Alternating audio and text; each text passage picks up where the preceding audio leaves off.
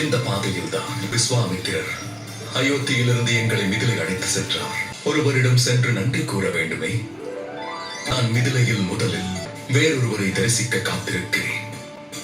அப்படி என்ன இடம் அது? தங்களிடம் நன்றி கூற வந்துள்ளேன். இந்த நிழலில் தான் என் சீதையை முதல் முறையாக சந்தித்தேன். என் குழந்தையால் தங்களை தரிசிக்க முடியவில்லை. விரைவில் அவருக்கும் உங்கள் தரிசனம் கிடைக்கும். இப்பொழுது அழைக்கச் செல்லலாம்.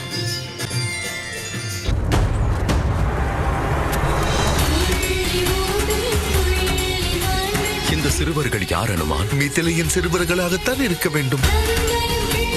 ஆனால் பாருங்கள், எவ்வளவு துடிதுடிப்பென்று.